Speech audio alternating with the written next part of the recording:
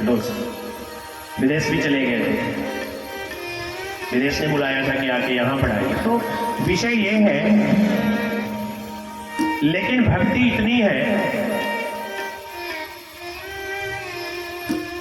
आपकी धर्मपत्नी भी संबीम की सबसे उच्च शिक्षिका के रूप में है, संबीम भगवानपुर में ग्रेजुएशन पोस्ट ग्रेजुएशन के बच्चों को पढ़ाती हैं साइंस। तो प्यारे विषय कहने का जो तात्पर्य है, भगवान जब आपको पद दे, जैसे एक वृक्ष को पद देते हैं तो वृक्ष क्या करता है, उड़ता नहीं है, फड़फड़ाता नहीं है, लेकिन मानव क्या करता है, जैसे ही थोड़ा सा भी दे दिया भगवान ने, भगवान तो परीक्षा लेते हैं क्योंकि अहंकार ही भगवान का भोजन है।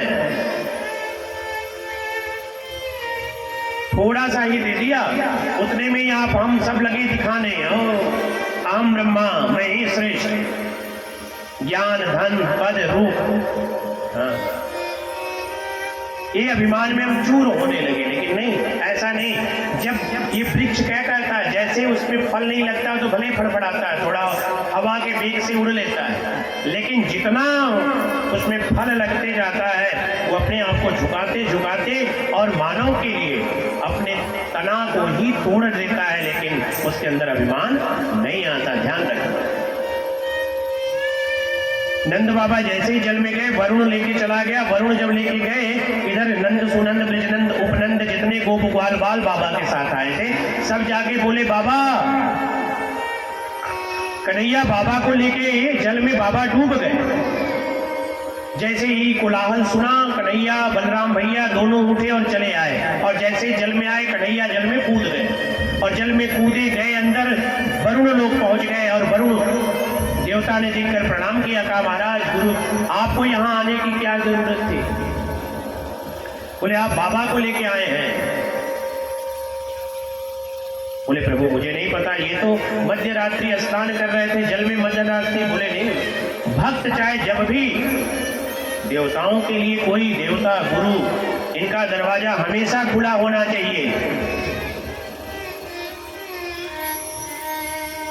इनका दरवाजा हमेशा खुला होना चाहिए। कब किस अवस्था स्थिति परिस्थिति में आपकी किसको मदद की जरूरत आ जाए, गुरु का कोई समय नहीं होना चाहिए। गुरु को ऐसा चाहिए शिष्य से न मांगे कोई, शिष्य ऐसा होना चाहिए कि गुरु को सर्वस्व होए। गुरु कैसा होना चाहिए कि जो शिष्य से न माने कोई। गुरु अगर आपसे मांग लेता है कि मुझे ये दे दो, ये ले आओ, फिर वो काहे का गुरु। और शिष्य को ऐसा होना चाहिए कि गुरु को क्या जीवनोपयोगी, गुरु को क्या कर दे, उसको पता चलता रहता है कि क्या आवश्यकता है। ये गुरु और शिष्य के बीच का यात्रा होनी चाहिए। प्यारे ध्यान रखना, गुरु बनाओ मत, लेकिन अगर आप गुरु बनाते हो तो गुरु शिष्य के बीच की जो प्रीति है उसको समझो। भगवान ने वहां जाके समझाया कि हे वरुण जी, आप ये बिल्कुल गलत किए हैं जो बाबा को लेके आए हैं, ये उचित नहीं है। वहीं पे वरुण ने क्षमा याचना करी, और आज जो है जब बाबा को लेके आए तो बाबा को लेके आने के बाद बाबा ने कहा, अरे कन्हैया हम तो वरुण लोक में गए थे, स्वर्ग जैसा था। सारे गोप ग्वाल बाल बोले कि कन्हैया अगर नहीं बताओगे तो हम जाके पूरे नगर में हल्ला कर देंगे, सबको बता देंगे कि बाबा को ये कोई कन्हैया नहीं, ये कोई साधारण नहीं है, भगवान है। हम लोग तो जानते हैं लेकिन मैया को नहीं पता अभी। तो ऐसे में बाबा ने उन समस्त गोप ग्वाल बालों को भी आज वैकुंठ का दर्शन कराया। प्रेम बोलो बंसी वाले की। इस प्रकार से वेणु द्वारा अब गोपियां भगवान के प्रति आसक्त हो गई, उनको भगवान अति प्रिय हो गए। राधा जी इत्यादि समस्त के साथ गोपियां आई और योग माया का आश्रय लेकर वन विहार करने लगे। जब गोपियों के अंदर भी भगवान के उस भाव, भगवान के अत्यधिक स्नेह का अभिमान हो गया, तो जैसे ही राधा जी ने भगवान के पूरा जैसे ही राधा जी के कंधे पे बैठी तो भगवान ने कंधे पे भी बैठा लिया।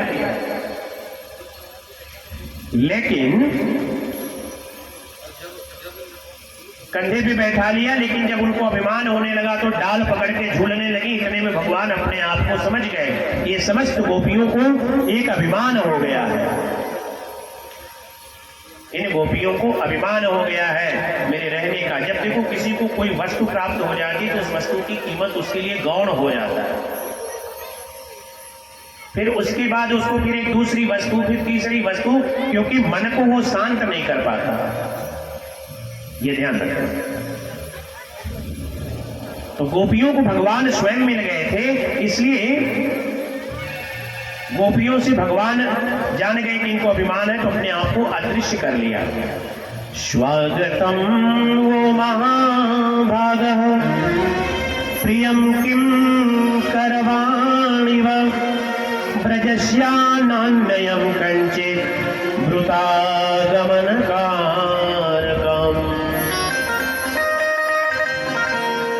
श्री राधे, श्री राधे। बाबू इधर सेट करो तो एक बार। श्री राधे, श्री राधे, श्री राधे, श्री राधे। जय जय श्री राधे, जय जय श्री राधे। स्वागतम भो महाभाग। बैठ जाएगा श्री राम। अब सही है। स्वागतम भो महाभाग। इसको बढ़ाओ, मुझे मिले, बाकी स्वागतम भो महाभागः प्रियं किं करवाणि वा ब्रजस्यानामयं कंचित् भृतागमन कारणम्। स्वागतम ओ महाभागः, हम सभी भाग्यशाली हैं जो ऐसे प्रियम करणान्वियः भगवान की इस प्रिय कथा के श्रवण करने के आधाकार बने हैं। ब्रजस्यामयम कंचित, ये संपूर्ण नगर, संपूर्ण क्षेत्र जो जो कथा श्रवण कर रहे हैं, आपकी इस कथा से जिस जिस मार्ग से आप यहाँ से जाएंगे भी ना, वो जगह भी पवित्र हो जाएगा। और इस कथा को लेकर जब अपने आप घर में जाएंगे तो आपका घर पवित्र हो जाएगा। और कथा को अपने जीवन में उतार लेंगे तो आपका कुल पवित्र हो जाएगा। और अगर आपका कुल पवित्र हो जाएगा तो वो परमात्मा को प्राप्त कर जाएगा। ध्यान रखना। इसलिए जीवन की कथा के महत्व को समझो। प्यारे, इधर जो है गोपियों ने, भगवान जब चले गए तो वन वन में घूमने लगे, अन्वेषण करने लगी कि परमात्मा कहाँ मिलेंगे, कब मिलेंगे, कैसे मिलेंगे। जो कृष्ण बड़े सरलता से मिले थे, अब वही कृष्ण को घूमना खोजना चालू कर दिया। जितनी गोपियां उतने ही अपने एक दूसरे में कृष्ण की लीला करने लगी, कृष्ण बन बन के। ध्यान रखना। उसी समय सभी गोपियों ने भगवान को प्राप्त करने के लिए गोपी गीत गाया। जयतिरेधिकं जन्मना प्रजः त्रयशैतिरा शाश्वता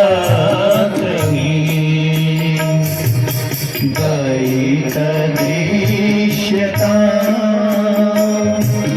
दीक्षुतावता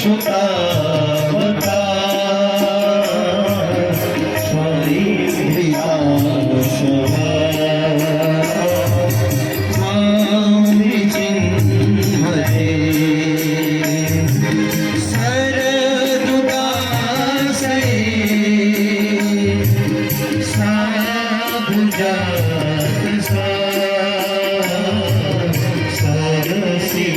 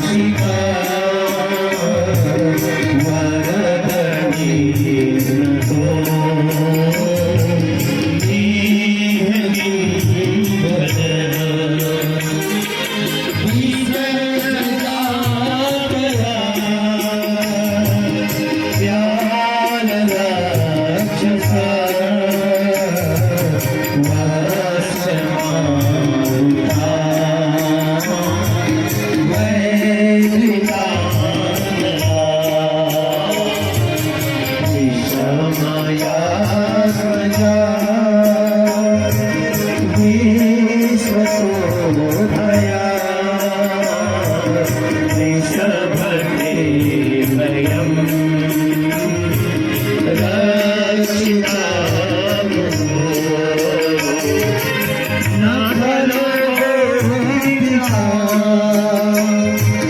नंदनो भवा झूलते बिना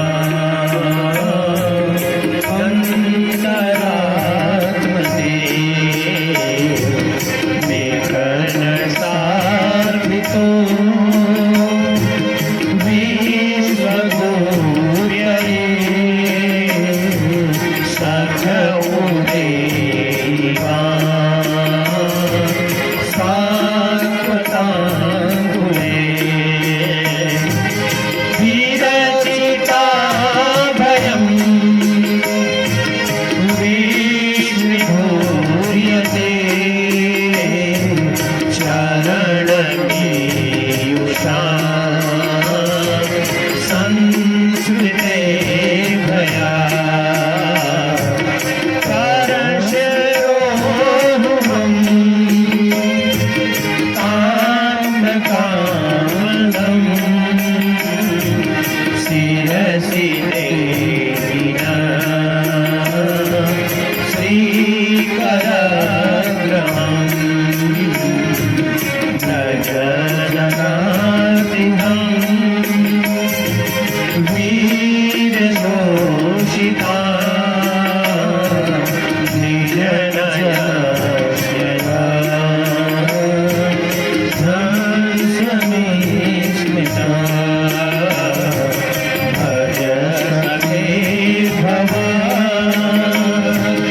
किङ्गिरस्मनो जलरुहानम् चारुदर्शय नळातदेहिना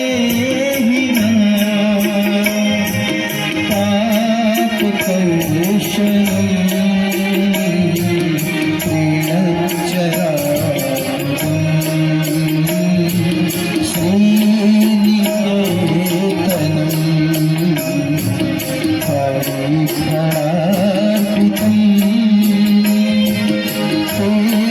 पदाम्बुजम्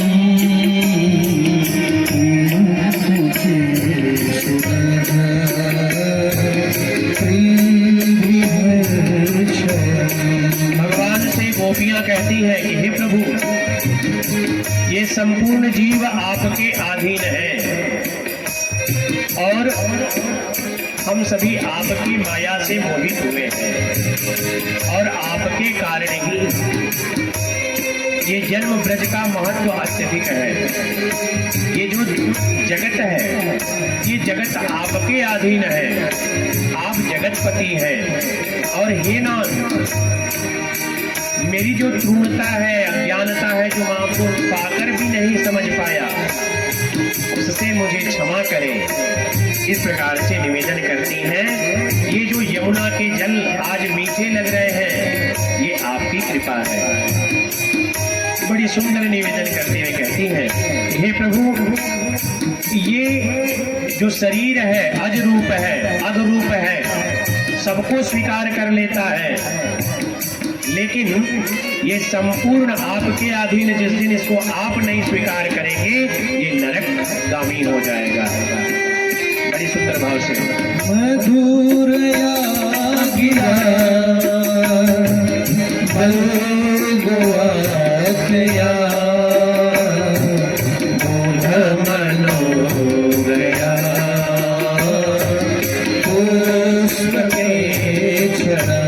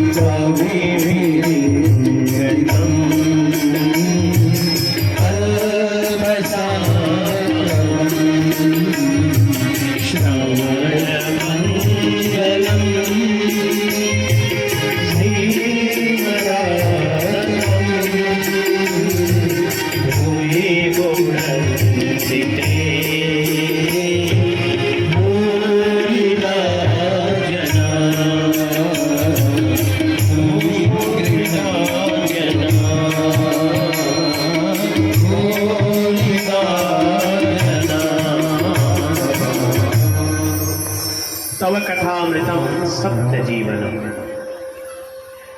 ये जो जीवन में आप हो कन्हैया, इसी से संपूर्ण जीवन है। आप प्राप्त हो इस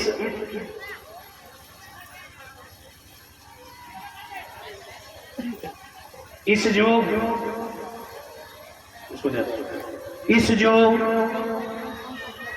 पीछे कोई स्ट्रा लगा दिया है।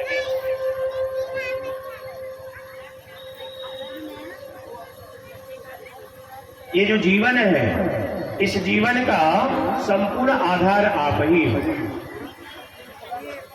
प्यारे, इस प्रकार से गोपियों ने भगवान से निवेदन किया, और जब निवेदन किया तब कथामृतम, ये जो कथा है ये अमृत है, सप्त जीवनम, ये जन्म जन्मांतर संपूर्ण जीवन का सप्त जीवन भी मिल जाए तभी ये कथा का रसपान नहीं हो सकता। इसको प्रभु आपकी कृपा थी जो आप मुझे तो पहले से भी खराब करने लगे आके।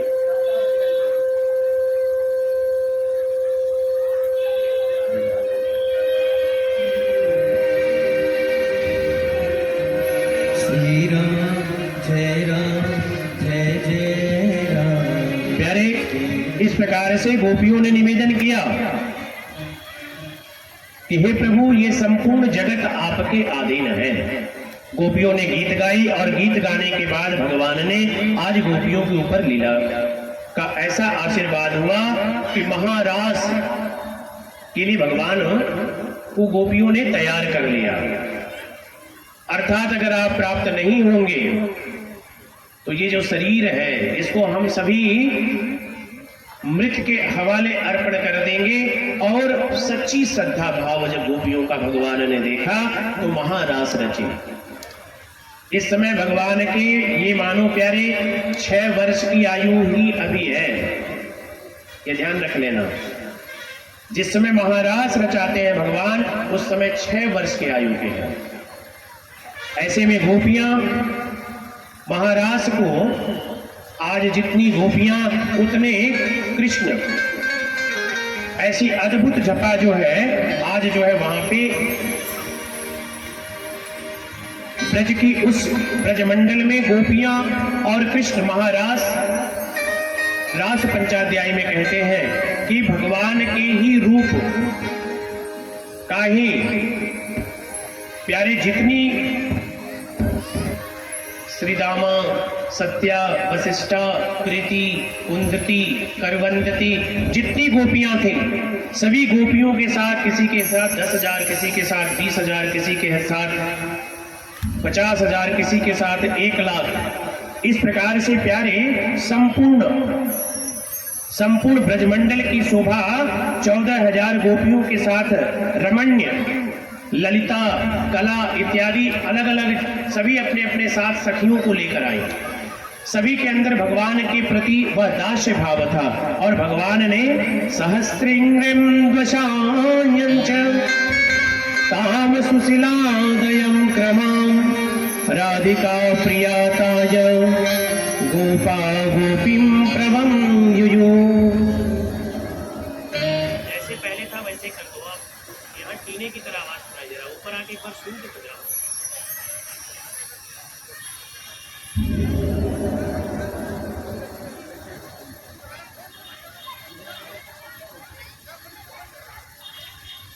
या राग रंगै विनिधाय बाहु कृष्णाशयो प्रेम विभिन्न चिंता चक्रूरवर्षै कृष्णमणं पतंक द्वयोक्त सख्यो वदनै फणीन्द्रः वदनै फणीन्द्रः। इस प्रकार से प्यारे ये संपूर्ण गोपियों के साथ भगवान ने महारास रची।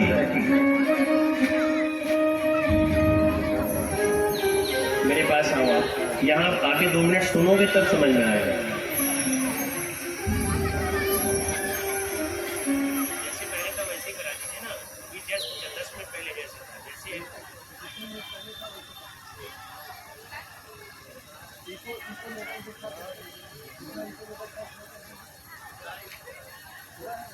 तो प्यारे,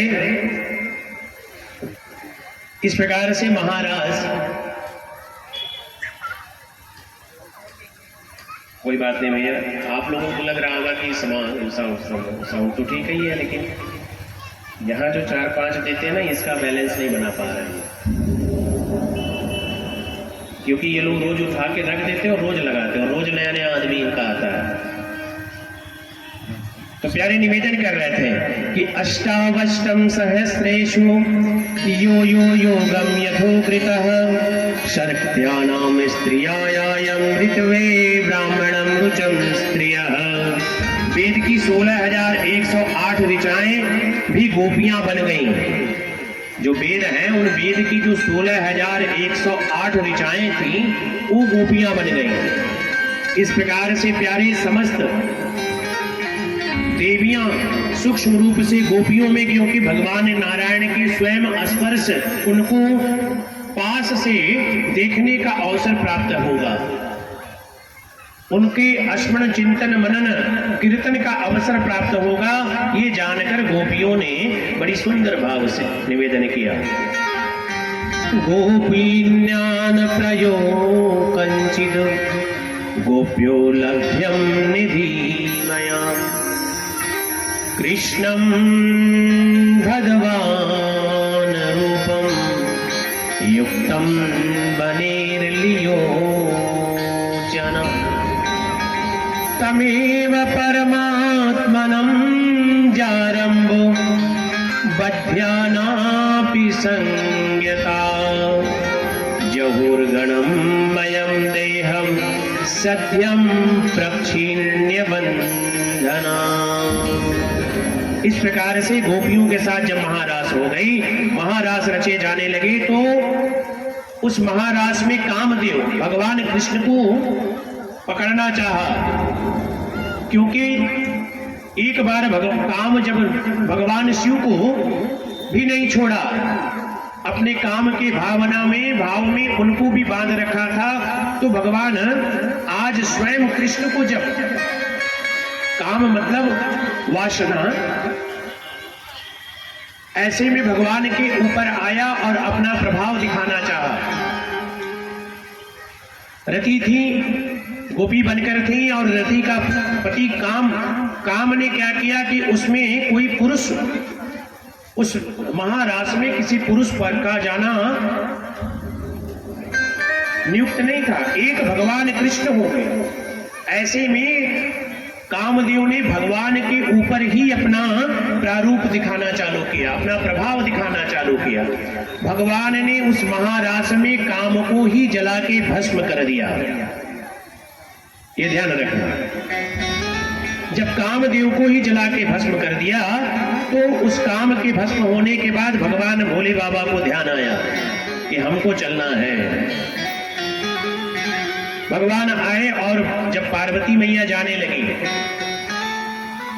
क्योंकि सती का तो शरीर शांत हो गया, उसके बाद पार्वती जी हुई, तो पार्वती मैया जब जाने लगी, बोली कहाँ जा रहे हो? बोले मेरी महारास रच रहा है, उस रास में। बोले मैं भी जाऊंगा।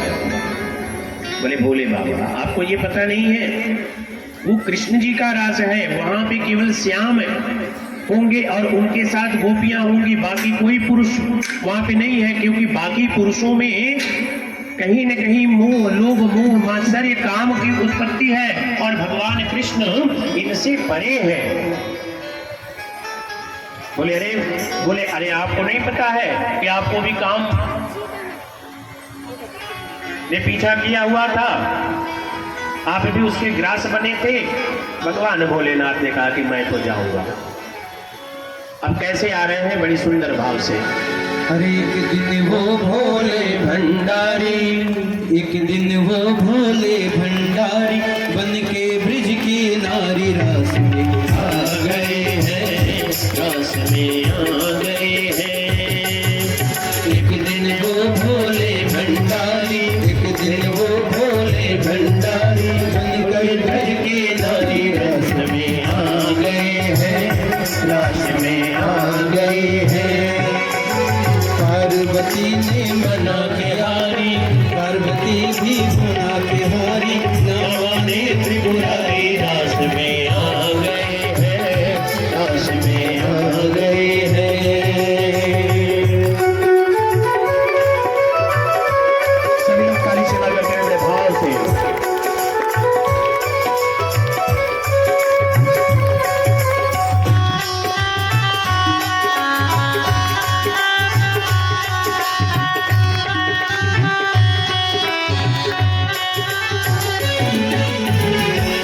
पार्वती से बोले शंकर,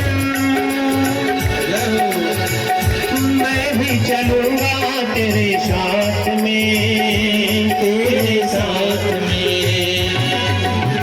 पार्वती से बोले शंकर, पार्वती से बोले शंकर, मैं भी चलूंगा तेरे साथ में, तेरे साथ में। राधा संग श्याम नाचेंगे, राधा संग श्याम नाचेंगे, मैं तो नाचूंगा तेरे साथ में, तेरे साथ में।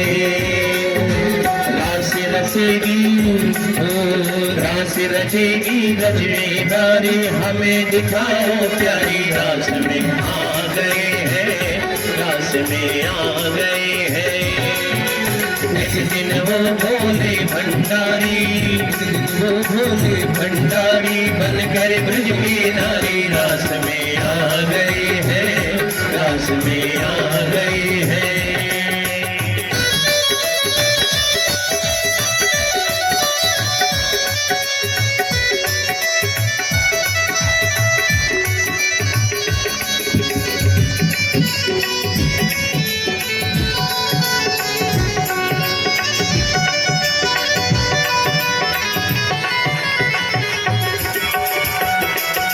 सभी लोग प्रेम से भोलेनाथ की।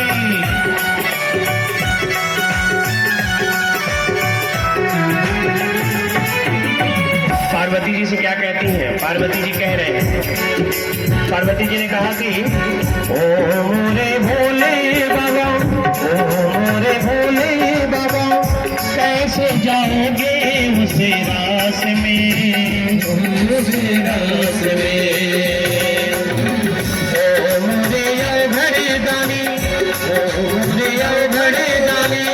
कैसे जाओगे उसे रास में, उसे रास में। हंसी करेंगी, हंसी करेंगी ब्रज की नारी, हंसी करेंगी ब्रज की नारी, मानो बात हमारी रास में आ गए हैं, रास में आ गए हैं। एक दिन वो भोले भंडारी, बंदियों भोले भंडारी बन करके ब्रजरानी रास में आ गए हैं, रास में आ गए हैं।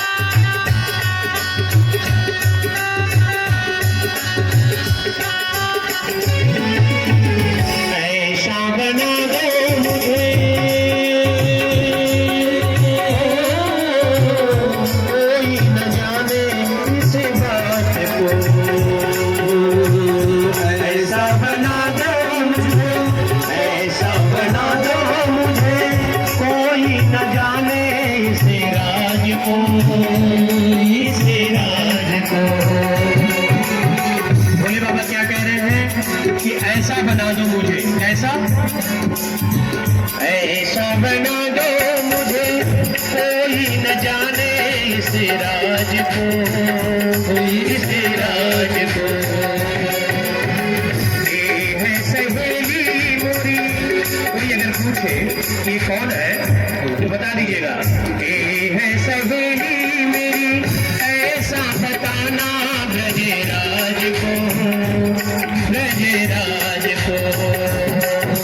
लगा के जूड़ा, लगा के जूड़ा पहन के साड़ी, चाल चले मत वाले बेटा में आ गए हैं, रास में आ गए हैं।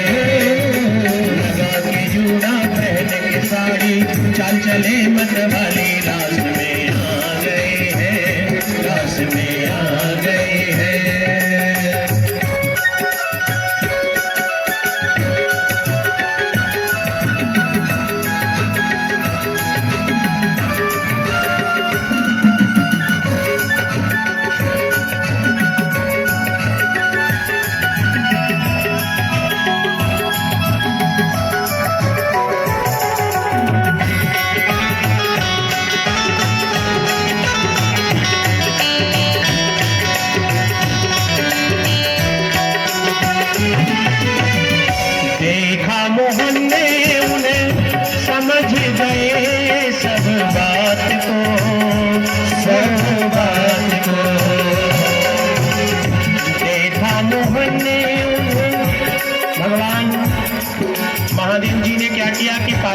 से कहा कि अपनी जो सबसे महंगा साड़ी रखी हो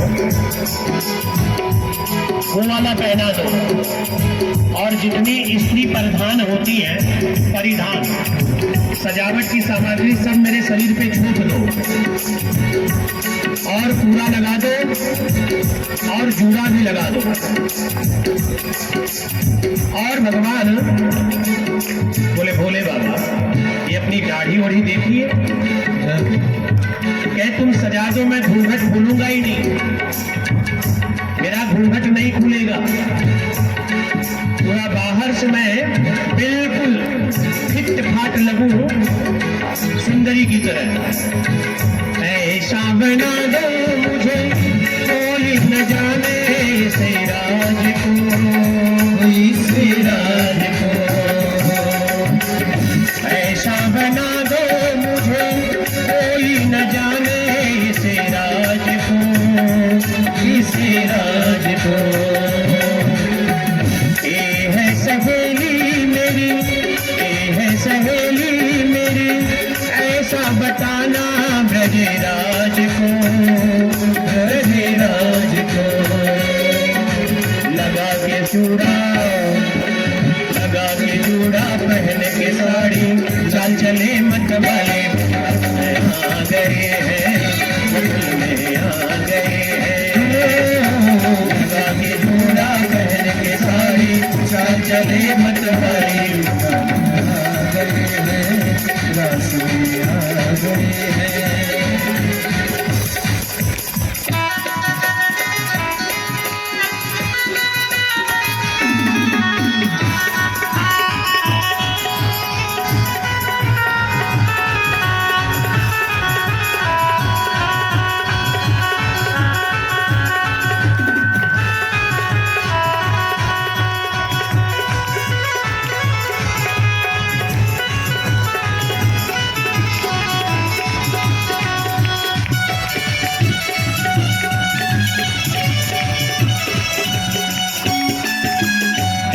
देखा मोहन ने उन्हें समझ गए सब बात को, सब बात को। देखा मोहन ने उन्हें समझ गए सब बात को, सब बात को। ऐसी बजाई बंसी, ऐसी बजाई बंसी, भोलेनाथ को, भोलेनाथ को। ऐसी बजाई बंसी, सब कुछ खोए भोलेनाथ को, भोलेनाथ को। जिसमें महाराज गए, समझ गए भगवान, कन्हैया समझ गए कि कोई और नहीं है, अवघड़दानी है। समय मिलते ही समय का फायदा, जो बचपन में मैंने युवावस्था में मैंने कहा था कि आप आइएगा, आ गए हैं।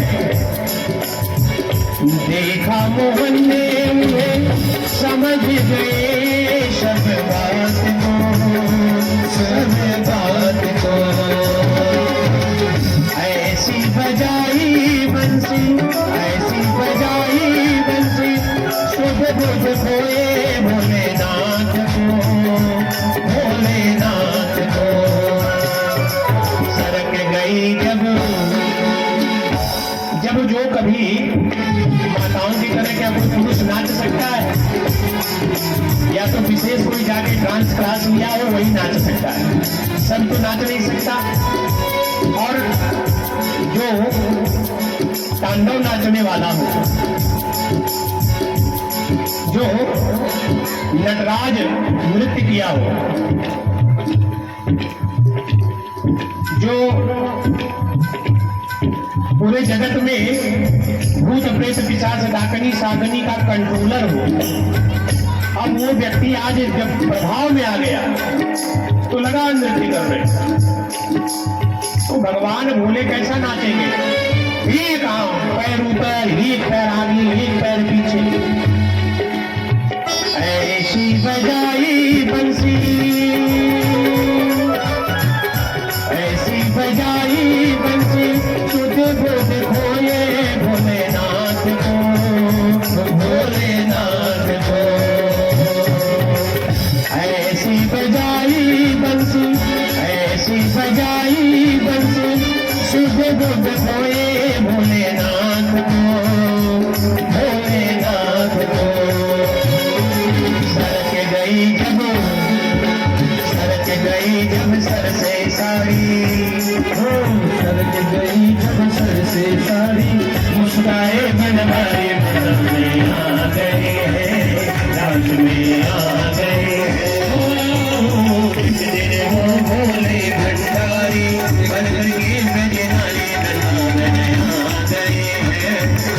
में आ गए हैं, रास में आ गए हैं।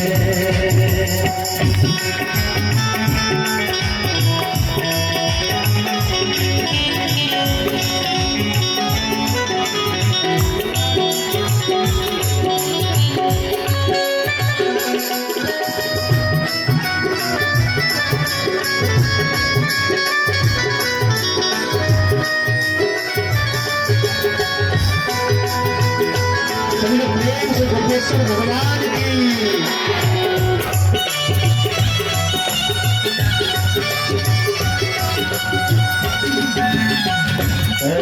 रे भोगर जानी, रे अघड़ जानी, कभी से गोपेश्वर हुआ नाम रे, नाम रे।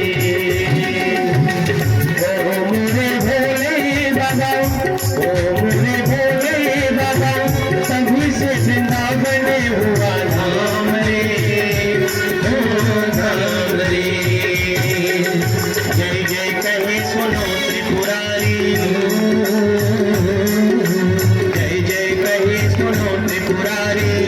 भगवान भोलेनाथ बोले, हे भगवान, हे त्रिपुरारी कह रहे हैं कन्हैया से, लाखों लाज हमारी वृंदावन आ गए हैं, रास में आ गए हैं।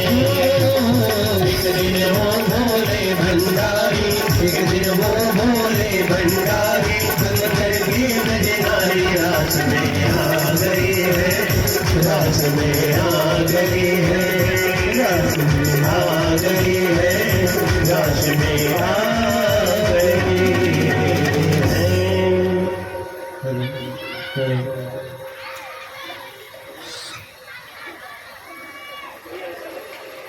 वन में जाओगे तो वहां पे गोपेश्वर भगवान के रूप में भगवान का स्थान बन गया। प्रेम से बोलिए गोपेश्वर भगवान की। वहां पे गोपेश्वर महादेव की मंदिर है, ये ध्यान रखना। इसके बाद भगवान ने सुदर्शन और शंखचूर्ण का उद्धार किया। जब नाना प्रकार का उद्धार करते गए तो इधर कंस को लगने लगा कि अब कुछ विशेष करना चाहिए। तो नारद जी गए, बोले अरे तुम एक एक करके भेज रहे हो और एक एक करके मार रहा है। बोले महाराज कैसे? कहे कोई ऐसा आयोजन करो, कोई ऐसा आयोजन करो जिस आयोजन में कृष्ण बलराम गोप ग्वाल बाल के साथ आए और यहाँ सब मिलकर एक साथ मार, एक साथ कन्हैया को मार दो। प्यारे, इस प्रकार से जय श्री राधे। इसकी आवाज पूरी मोटी है, इसकी आवाज जय श्री राधे, इसकी आवाज तुरंत दे रहा है, इसका आवाज बाद में दे रहा है। दोनों को बैलेंस तो कर दो।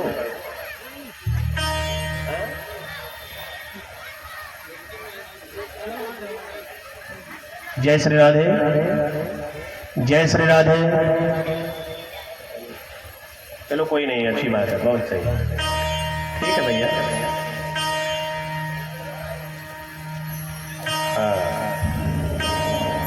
गर्म होगी ना 1 घंटे में, तब सही हो जाएगा, चिंता मत करना। तो निवेदन कर रहे थे कि आप लोगों को सही सुनाई दे रहा है ना हमारी बात? आप लोगों को सही सुनाई दे रहा है? बहुत अच्छा, चलो तब बस ठीक है।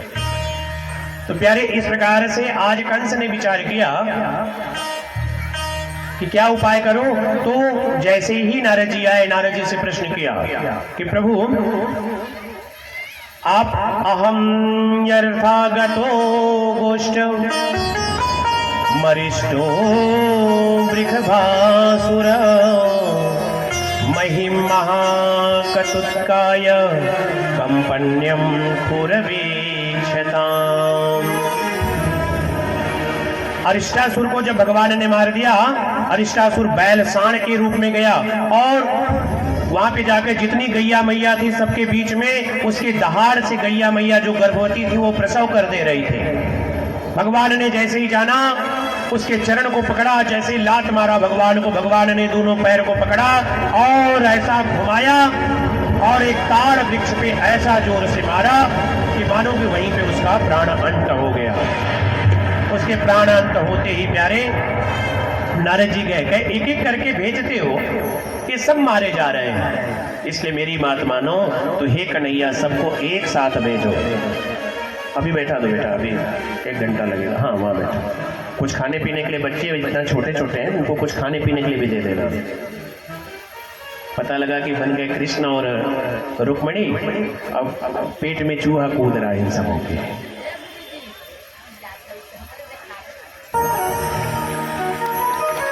ऐसे ही बध करता चला जाएगा, इसलिए तुम मेरी बात मानो। तो कोई ऐसा प्रयोजन रखो तो क्या हो सकता है, मल्ल युद्ध रखो, कुश्ती का दंगल, कुश्ती प्रतियोगिता रखो, और उसमें अक्रूर जी को बुलाया कंस ने और भेज दिया, कहा जाइए आप लेकर आइए। अब इधर कंस ने भेजा और इधर अक्रूर जी गोलोक को गोकुल गए, और जब गोकुल गए तो गोकुल में जाकर ये बात बताना था नंद से कि आप कृष्ण को, आप कन्हैया को लेके जाएंगे मथुरा। कैसे वो मां जिएंगी, चूंकि उनको ये ज्ञात हो चुका था कि ये कोई साधारण नहीं, ये तो स्वयं परमात्मा है, स्वयं नारायण है, इसकी उनको ज्ञान हो चुका था। ऐसे में कैसे उनको समझा पाएंगे, कैसे उनको ला पाएंगे, ये सोच रहे थे। इतने में अक्रूर जी गए, और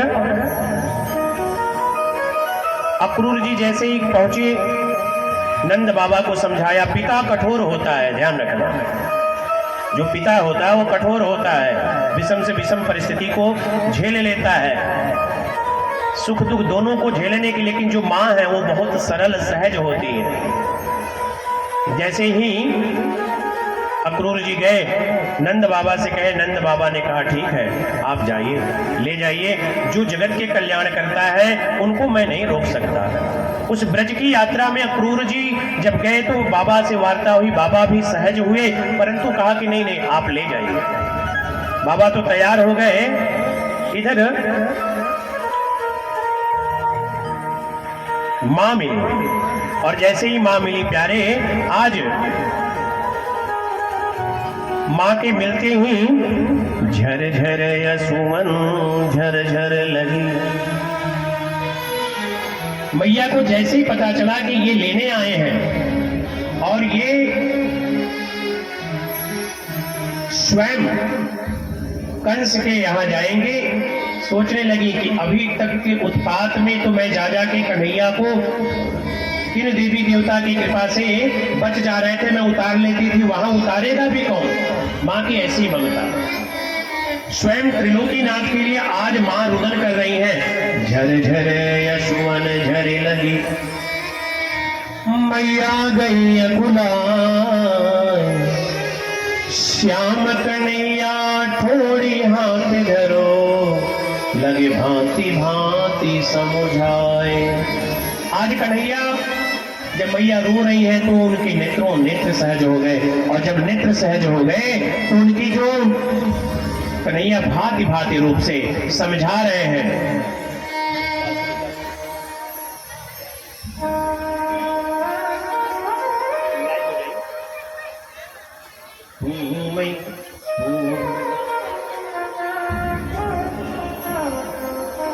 मैयायति, आज कन्हैया कहते हैं, तू मैया मरी अतिरे भोरी, तो बिन अंत में रह नहीं पाऊं। मैया को समझा रहे, जैसे बच्चे फुसलाते हैं वैसे फुसला रहे। पल भर जाऊं देखूं मथुरा नगरी, बस बाबा के संग वापस आऊं। मथुरा नगरी देखकर बाबा के साथ वापस आ जाऊंगी। कन्हैया आगे कहने लगे, मैया रो रही हैं, रो के विह्वल हो गई हैं। मैया मैं केवल लाला तेरो, दुखते मोही मत बिसरायो, दुर्लभ रूप नाम है तेरो, प्रेम होय तो दर्शन पायो। हे मैया, मैं लाला आपका हूं, और प्रेम से मुझे विदा करो, दुखी मत हो, मैं क्या कहीं हमेशा के लिए जा रहा हूं? मैया रुदन कर रही हो, और मैया के रोते हुए देखकर अब मैया को सांत्वना कैसे दे रहे हैं? देखी तू मैया माखन धर दीजो, हे मैया जो माखन मैं खाता हूं ना, देखे तू मैया माखन धर दीजो, तेरे ही हाथ सो माखन लूंगो, मेरी माखन गोपिन को मत दीजो, नायत बाबा से कह दूंगा। हे मैया, मां समझ गई, बोली हे कन्हैया। मैया मुख हाथ धरी प्रभु गले लिपटाए, ब्रह्मा और ब्रह्मांड हिल गए, देख लीला को हाय। आज ऐसी लीला को देखकर संपूर्ण देवी देवता के नेत्र सहज हो गए कि भगवान स्वयं पुत्र के ऐसे अभिनय को कर रहे हैं, और मां के इस प्रेम में भगवान भी अपने आप को पुत्रवत स्नेह ऐसा कर लिए कि मानो कि भगवान भी आज पुत्र के रूप में रुदन कर रहे हैं। उनको यह भान भी नहीं रहा कि मैं कहीं से भी देवता हूं। प्यारी, ये प्रभु जो है इतने सरल है कि अगर इनके प्रति आपकी आस्था, सहजता और इनकी प्रति समर्पणता अगर है तो ये आपको अपना सर्वस्व न्यौछावर कर देते हैं। ध्यान रखना प्यारे। मुख दुबकाय लिए आंचल में, देव भ्रमित हई जाए, ब्रह्मा के आंसू छलक रहे हैं, कोई जान नहीं पाए। ब्रह्मा भी रुदन करने लगे, ब्रह्मा के 4 मुख से नेत्र निकलने लगे, उन नेत्र से आंसू बहने लगा, और ब्रह्मा भी कहने लगे कि हे प्रभु ऐसा लीला क्यों कर रहे हो। आज ब्रह्मा इत्यादि सभी आज मैया से विदा लेते हैं, जैसे आगे चले गोपियां मार्ग में आ गई। जब गोपियां आ गई तो गोपियां भी रुदन करने लगी कि प्रभु आज जैसे गोपियों को पता चला जिस मार्ग से अक्रूर को रथ लेकर जाना था उसी मार्ग पर सारी गोपियां जाके सो गई, और जब लेट गई तो सारी गोपियां लेटकर आज बड़े भाव से कहती हैं, ओ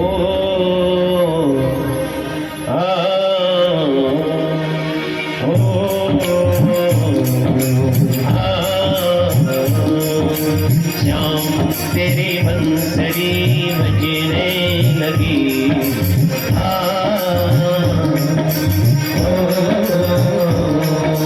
श्याम तेरी बंसरी बजने लगी, श्याम तेरी बंसरी बजने लगी, सारी सारी रात में तो जगने लगी, सारी सारी रात में तो जगने लगी।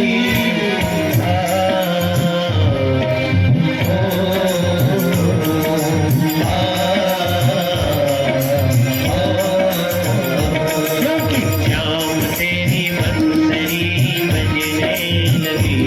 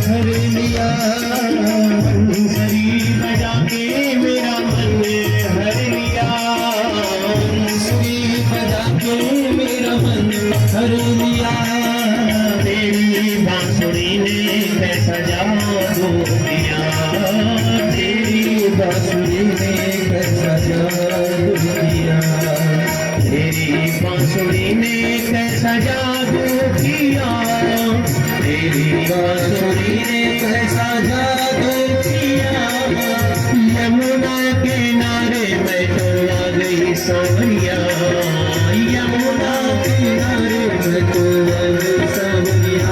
क्योंकि श्याम तेरी बंसरी बजने लगी।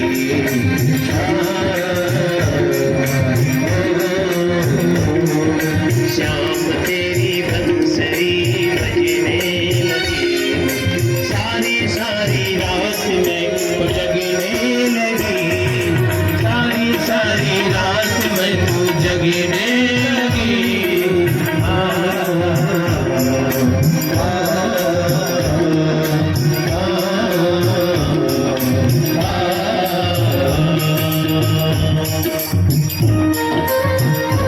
जय हो।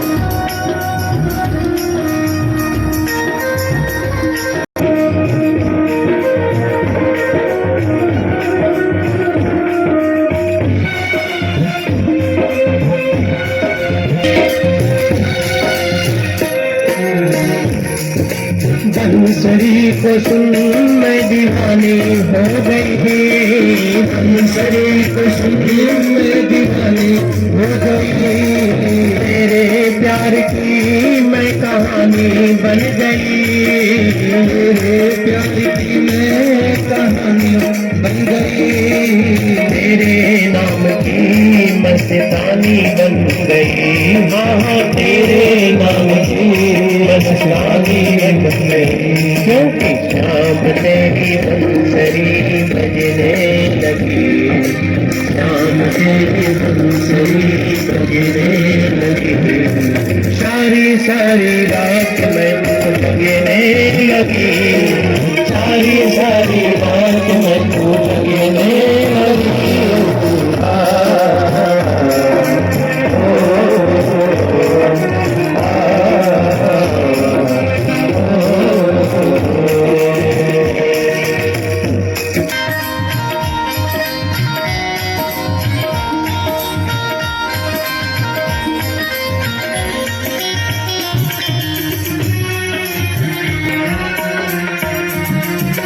यमुना किनारे मेरा श्याम आ गया, यमुना किनारे मेरा श्याम आ गया, यमुना किनारे मेरा श्याम आ गया। यमुना किनारे मेरा श्याम आ गया। आँखों का मेरे सुरूर छा गया, आँखों को मेरे सुरूर छा गया। क्योंकि श्याम तेरी बंसरी बजने लगी, श्याम तेरी बंसरी बजने लगी, सारी सारी रात में तो जगने लगी, सारी सारी रात में तो जगने लगी।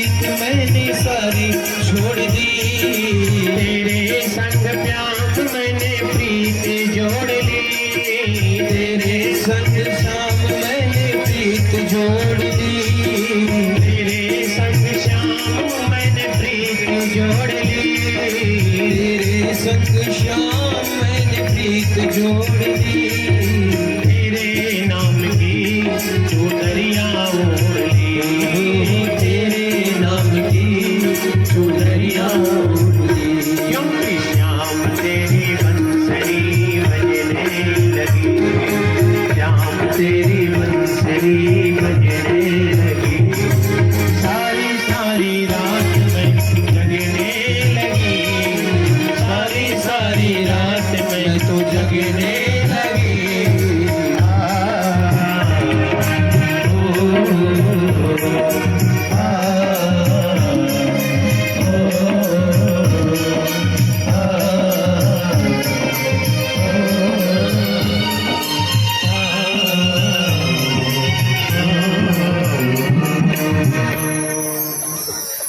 जैसे ही गोपियों के सामने आए, गोपियां पहले से जैसे ही पता चल गया कि कन्हैया छोड़ के जाने वाला है, ऐसे में प्यारे लेट गए। जिस मार्ग से जा रहे थे उसी मार्ग पे लेट गई, और जब मार्ग पे लेट गई प्यारे,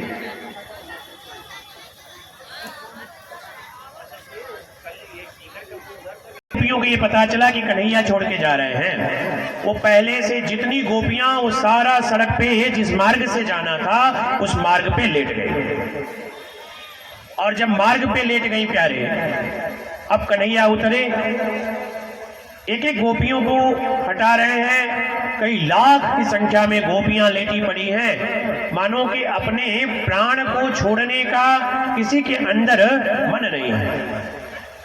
ऐसे में भगवान सभी को जाकर समझाया और सांत्वना दिया कि यत्यानां यथा दृश्य मिन गयो ब्रज व्रज स्थितः कृष्णं विश्य कामानः विष्णु लज्जा च दारुणम् गोविंद दामोदर माधवेति गोविंद दामोदर माधवेति।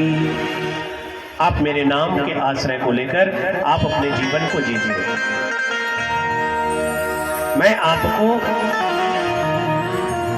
अति शीघ्र, आप मुझे अपने स्नेह में रखोगी तो मैं प्रतिदिन जो दृश्य से, दृश्यता से, देखने से, जो आंखों से जो आप मुझे देख रही हो हे गोपियां, वह वास्तविक कृष्ण नहीं है।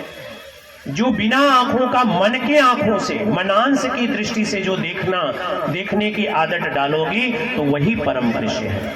क्योंकि ये जो शरीर है, इस शरीर के रहने पर भी अंदर जो इस शरीर को चलाने वाला आत्मा अदृश्य है। ये छितजल पावक गगन समीरा, ये पंच रचित जो शरीर है, ये शरीर मरने के बाद भी रहता है। कोई ऐसी शरीर का अंग नहीं है जो क्षीण हो। उसमें से जो दिव्य शक्ति निकलती है, जिसको कोई नहीं जान पाया, उसको जानने वाला तो भक्त होता है, जो मन की आत्मा से मुझे प्रेम करता है, स्नेह करता है। आप शरीर मुझे जो देख रही हो, इससे भी अपने निकट मुझे प्राप्त कर पाओगी। भगवान कहते हैं कि आप जो परमात्मा को मंदिरों में जाके खोजते हो, मंदिर में जाके उनको ढूंढते हो, वो मंदिर तो एक माध्यम है। जैसे गोपियों के लिए भगवान ने अपने इस 6 वर्ष की लीला को उनके साथ निर्वाह किया, ध्यान रखना। अब वो कह रहे हैं कि मुझे अगर सच्ची भक्ति, मुझे सच्ची प्राप्ति, मुझे सच्चा स्नेह करना चाहते हो तो अदृश्य भक्ति करो। चाहे जब भी आटा सान रहे हो, आटा में आटा निकाले, चलनी में डाले छाने तो भी कृष्ण कृष्ण कृष्ण। उसमें जल डाला, जल डाल के आटा साना तब भी कृष्ण कृष्ण कृष्ण।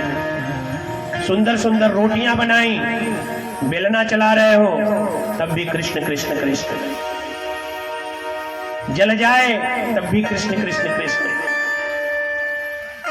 खिलाने जा रहे हो तब भी कृष्ण कृष्ण कृष्ण। साफ सफाई झाड़ू मार रहे हो तब भी कृष्ण कृष्ण कृष्ण। अदृश्य भक्ति। गुस्सा कब आता है? जब रोटियां बनाने जाओ। वो इसलिए नहीं आता कि मेहनत क्षीण हो जाएगा या मर जाओगे। वो हमारे अंदर जो द्वेष होता है ना, सेवा ना करने की, जलन का, वो प्रबल है। आप माताओं को अगर व्यंजन बनाने में, अन्नपूर्णा खाना बनाने में, हे देवियों सुन लो, अगर खाना बनाने में, अन्नपूर्णा माँ को पकाने में और उनको प्रसाद बनाने में जिनके घर में दिक्कतें हो रही हो, ये जान लो, अगर आपको पाकशाले में, रसोई में जाने के बाद, किचन में जाने के बाद अगर आंख आपके सहज हो जाए और आपके नेत्र में विकार होने लगे और आपको गुस्सा आने लगे, तो वो उस दिन का जो प्रसाद नहीं बिछता है, मलवत हो जाता है। जिस घर में माताएं रोटियां या कोई व्यंजन अगर दुख से बनाती हैं तो उसके घर में रोग आदि व्याधि पीड़ा ही उत्पन्न होता है और दरिद्रता पैर तोड़कर बैठना सुनिश्चित है। ये ध्यान रखना। इसलिए अगर ये मंत्र अपना लोगे, जब रोटी बनाने जाओ, चावल पकाओ, जो भी, अब तो बड़ा आसान हो गया। पहले की माताएं तो जाता भी चलाती थी, 5 किलो पीसती सुबेरे। कितनी माताएं जाता चलाई, जरा हाथ उठाएंगी? लाज के मारे नहीं उठा रही है सब, हम जानते हैं। इसमें 50% जाता चलाई पड़ी है। हाँ, हमको पता है। और मुझे ये भी पता है कि जब जाता चलता था तो उस समय गुस्सा नहीं आती थी। 10 किलो 5 किलो आटा 2 माताएं बैठकर आपस में जाता चला के पीस डालती थी और उसमें गीत गाती थी। हाँ, और वो जो आटा होता था प्यारे, अमृत होता था। और उसकी रोटियां खाने वाला जो उसके पुत्र होते थे 6-6 7-7 फीट के होते थे, वो राणा प्रताप होते थे, जो 1.5 कुंटल का अस्त्र शस्त्र लेकर युद्ध करते थे। जैसा है आप लोगों की प्रकृति, वैसे ही बेटे सब छोटे। जितना गुस्सा के खिलाती, वैसे ही वो भी गुस्सा उसका भी वही रूप रंग। जो ऐसे मुंह बनाए कुहाएंगे, जो मुंह बनाए खियाओ तो उसके बच्चों का भी मुंह ऐसे ही।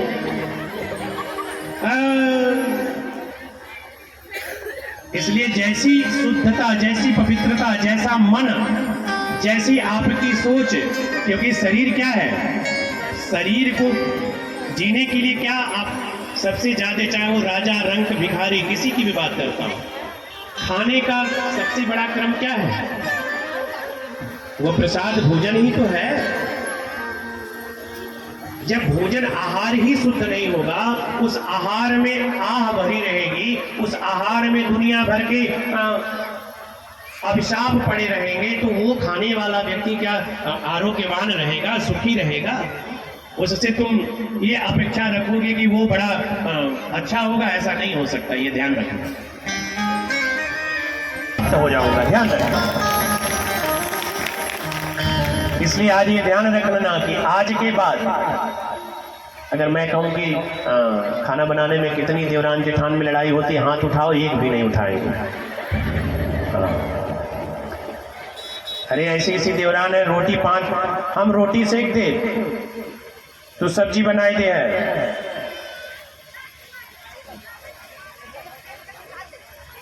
कहना हम रोटी सेकबे न करब, हम सब्जी बनाई। दोनों के चक्कर में रोटी बनाई नहीं। ये तो बड़ी कृपा है आजकल कंपनी वालों का, जो स्विगी जोमेटो है, कि घरों के कितने घरों का भोजन चला रहे हैं। ठीक है, वो आसुरी ही सही, शुद्ध पवित्र छोड़ो, लेकिन जीने के लिए कुछ नहीं मरता, क्या ना करता।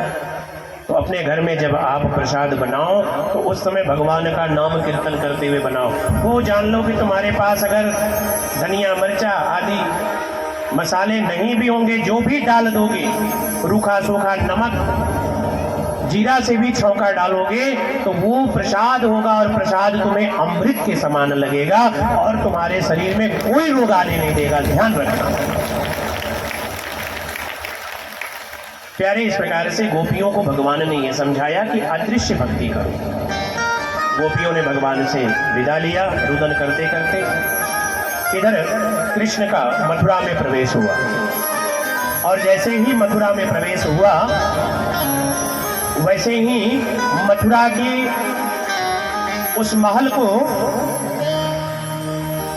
जब नंद सुनंद ब्रजनंद उपनंद गोप ग्वाल बालों ने देखा, कहा कन्हैया कहाँ आए हो?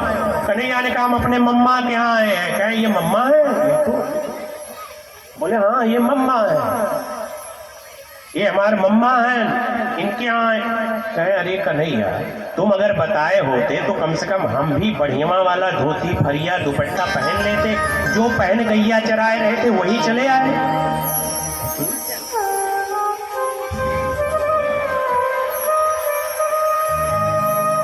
बताओ, सब देखेंगे तो यही कहेंगे कि बताओ कैसे हो आप, कैसे हो आप, ये भांजा कैसा है, कैसा बहने हैं, तो बड़ी बेइज्जती होगी। कुछ करो कन्हैया। इतने में एक रजक धोबी, एक धोबी जो है कपड़ा लेकर गट्ठर बांध कर आ रहा था, वो कंस का कपड़ा लेकर आ रहा था। कन्हैया की नजर पड़ी, तब तक गोप ग्वाल बालों की भी नजर पड़ी। सबने कहा अरे वो देखो, कन्हैया जैसे हम लोगों के यहाँ धोबी भैया कपड़ा लेकर आते हैं, वैसे ही देखो यहाँ भी कपड़ा आ रहा है। कन्हैया ने कहा हाँ बड़ा अच्छा है। बुलाया, उस धोबी को बुलाया, कहा भैया हम लोगों को कपड़े दे दो, हम लोग पुराना घर से पहन के चले आए हैं और मम्मा राजा है मेरे, उनके यहाँ जाने के लिए अच्छा अच्छा कपड़ा चाहिए। कन्हैया ने कहा अच्छा। कन्हैया ने जैसे ही कहा, उस धोबी ने कहा अरे राम राम, बड़े आए हो, गोप ग्वाल बाल ठहरे, राजसी वस्त्र पहनने आए हो हा?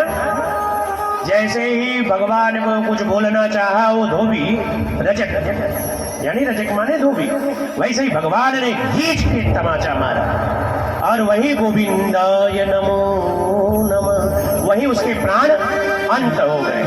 राजा परीक्षित ने कहा प्रभु, जाते ही कन्हैया ने सर्वप्रथम कपड़ा नहीं दिया, बोले देखो इसलिए भगवान ने मारा क्योंकि ये वही रजक है, ये वही धोबी है। जब मैं राम था और सीता जी को मैं 16 वर्ष वनवास के 14 वर्ष वनवास के बाद जब उनको लेके आया, तो उस वनवास के बाद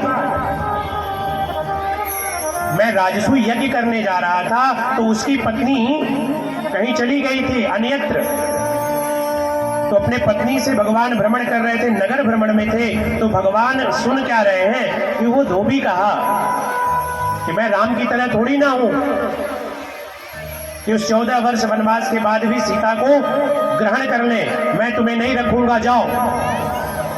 मर्यादा पुरुषोत्तम राम को उस समय में मर्यादा पुरुषोत्तम था, भगवान कृष्ण कह रहे हैं, इसलिए मैं इसको छोड़ दिया। लेकिन मैंने इसको उसी समय कहा था कि मैं मर्यादा हेतु तुम्हारा यहाँ पे वध नहीं करूंगा, लेकिन जैसे ही मैं कृष्ण लीला हेतु आऊंगा तुम्हें इस दंड का अपराध अवश्य। वही रजक को भगवान ने गोविंदाय नमो नमः। उसके बाद कपड़ा जब पहना तो कंस विशाल शरीर वाला, उसके शरीर कपड़े छोटे छोटे गोप ग्वाल बाल, उनके कपड़े को जब पहने तो कन्हैया गोप ग्वाल बाल सब बिल्कुल जोकर की तरह दिखने लगे, बड़े बड़े कपड़े। अरे गौपालकों ने कहा कि अरे कन्हैया, ये कपड़े में तो हम सब एकदम जोकर लग रहे हैं। बोले हाँ सही बात है। आगे जैसे ही पढ़े वैसे ही श्री दामा नामक दर्जी मिले। दर्जी ने देखते ही भगवान को प्रणाम किया, समझ गया कि वही है जो अकासुर बकासुर ब्रह्मासुर चारुण मुष्टिक इत्यादि को मारकर मौत के घर उठाए हैं और इस जगत के करता है। वो जो सीने वाला दर्जी समझ गया, उसने जाकर भगवान के चरणों में अपने आप ही निवेदन किया। जब आप कभी किसी आवश्यक व्यक्ति को देखते हो, जरूरतमंद, और आपके अंदर जब दया भाव होती है तो बिना कहे ही आप उससे पूछ लेते हो।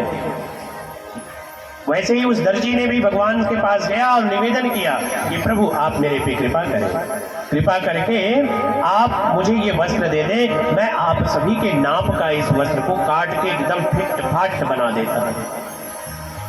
अथा पहारे भगवान कृष्ण संकर्षणान्वित मथुरा प्रवासिद गोपेर्दिदिक्षु परिवारिताया। अनंत भगवान दिन के अंतिम प्रहर, इस प्रकार से उस प्रहर में तुरंत 2 घड़ी में ही सभी गोप ग्वाल बालों के कृष्ण तक के वस्त्र को काट के सुंदर बना दिया और एकदम सुंदर बनाया, पहनाया, आरती करी, आरती उतारा। आरती उतारी और आरती उतारने के बाद प्यारे आज जो है भगवान एकदम राजसी राजा की तरह लगने लगे। जाकी रही भावना जैसी हरि मूरत देखे सेविकाएं हैं उनको भगवान पुत्र के रूप में देख रहे हैं, जो प्रेयसी हैं भगवान प्रीतम के रूप में दिख रहे हैं, जो बंध्या है उसको भगवान अनाथ को नाथ के रूप में दिख रहे हैं, जो वृद्ध है उनको तारण तरण के रूप में दिख रहे हैं, और जो कंस जैसे महापापी है भगवान उनको काल के रूप में दिख रहे हैं। इस प्रकार से राजा परीक्षित ने कहा, प्रभु ये दर्जी कौन था? बोले ये दर्जी जो है शिरध्वज नाम के, जिस समय भगवान राम को वस्त्र बनाया करता था मंदिर के लिए। राजा शिरध्वज राजा के राज्य में जो मंदिर था राम दरबार का, उसमें वस्त्र पहनाता था, और जितनी बार नया वस्त्र पहनाता था कहता था, प्रभु चाहे एक जन्म चाहे जन्म जन्मांतर तक मुझे एक बार कृपा करिएगा, मैं यही जन्म दर्जी का पाऊं, यही दर्जी का जन्म पाऊं, जिससे कि मैं एक बार कृपा करिएगा, मैं आपको अपने हाथ से सिला हुआ वस्त्र आपको अर्पण कर दूं, आपको अर्पण कर दूं। वही भगवान ने उसकी मनोकामना को पूर्ण किया।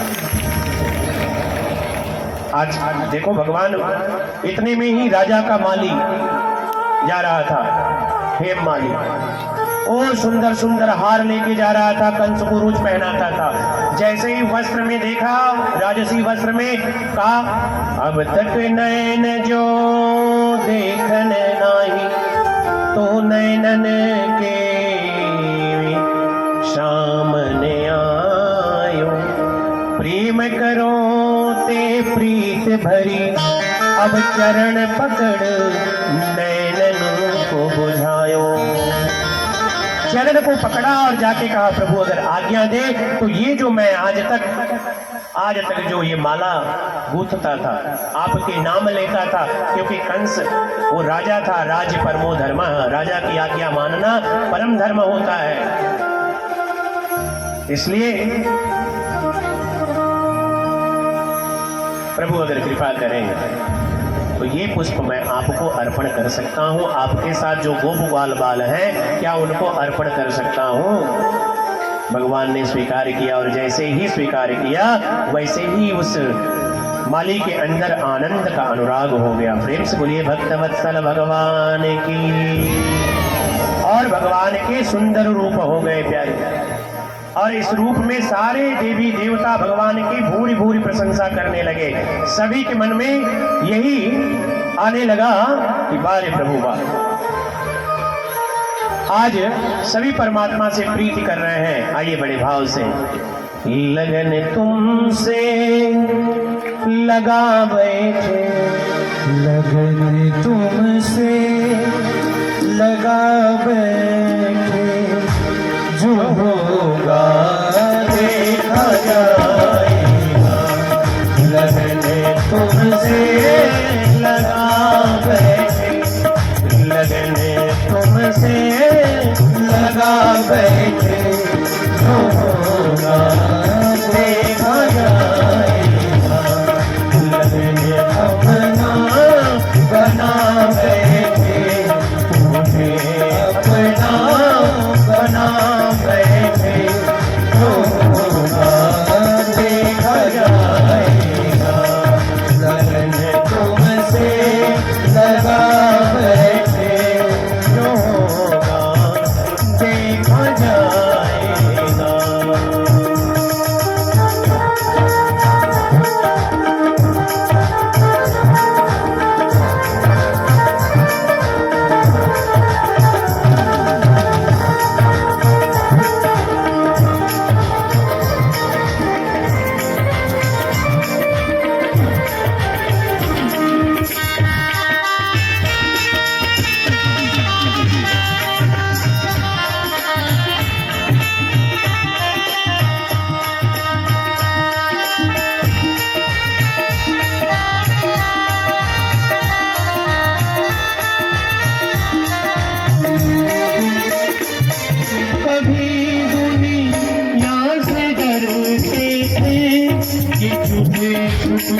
याद करते थे, कभी दुनिया से डरते थे,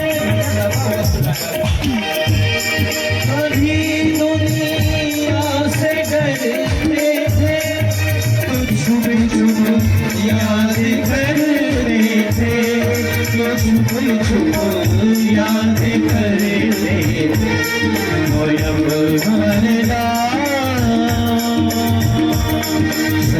हम भेद खा बैठे, कोई अब पर्दा उठा बैठे, जो होगा देखा जाएगा, कोई अब पर्दा उठा बैठे, जो होगा देखा जाएगा।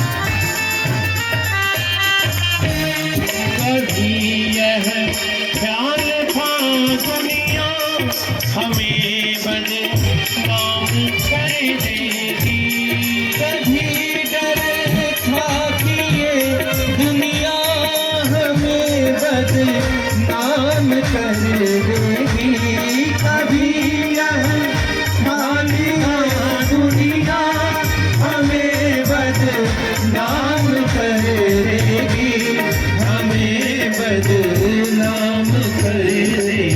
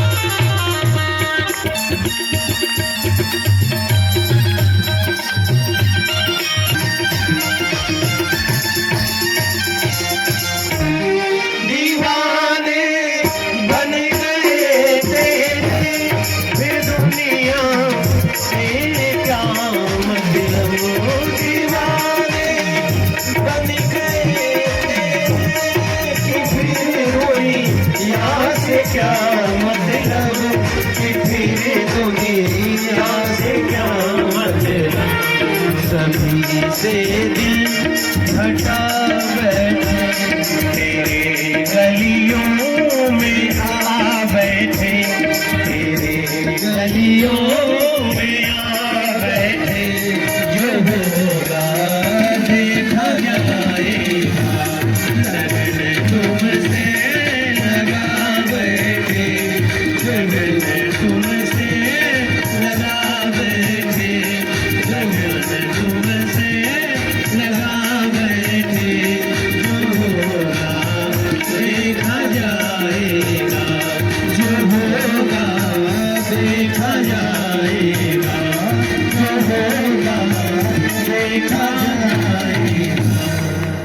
तुझे अपना बना बैठे, जो होगा देखा जाएगा।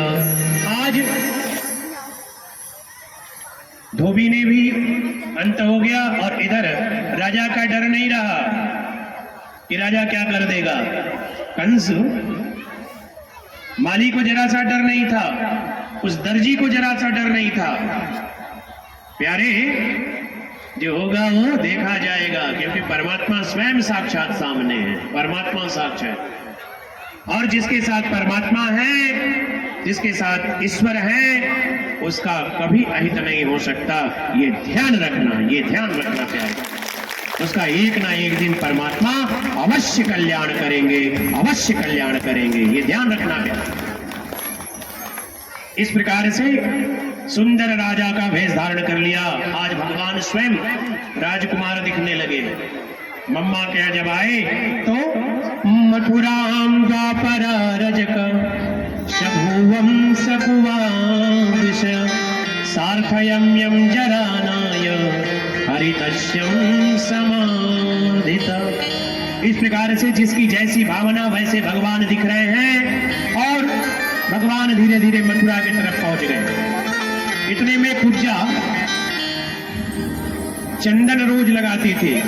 कस्तूरी तिलकम ललाट पटले भस्तक्षले कौस्तुभम नौशाग्रे।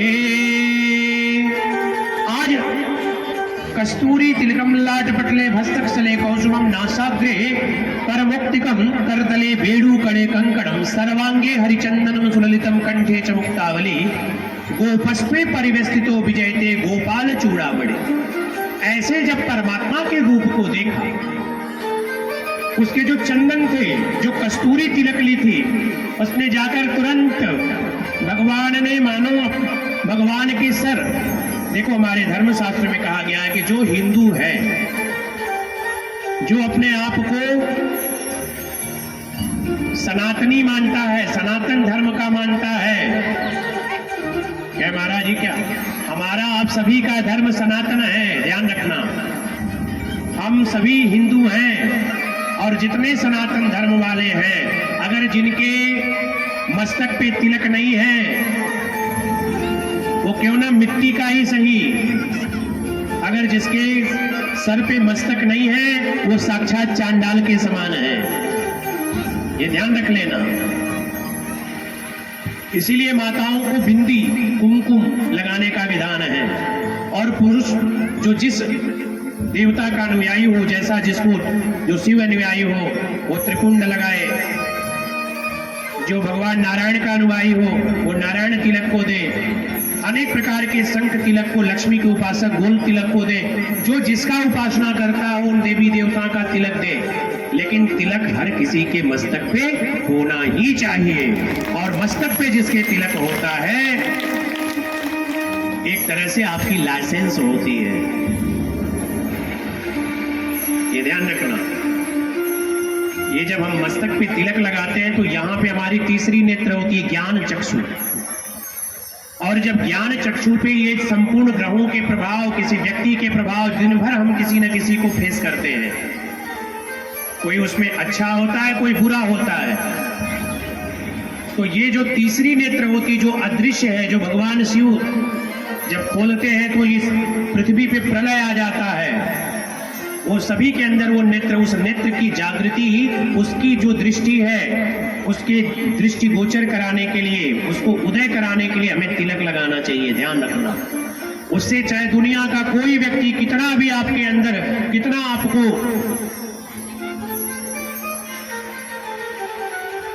अविकृत प्रभाव को डालता रहेगा, वो कभी नहीं मिलेगा, ये ध्यान रखना। वो तिलक भगवान का रूप हो जाता है और भगवान संपूर्ण ग्रहों को हर लेते हैं, ध्यान रखना। इसलिए सभी लोगों को चाहे जो जैसे जिस प्रकार से कुछ ना मिले, घर में जो मिट्टी है उसी मिट्टी को ही यहां लगा दे। बाकी आज के समय में कहां कुछ नहीं, इतने मंदिर इत्यादि हैं, वहीं से इतना उठा के ले आओ। प्रेम से बोलो राधे राधे।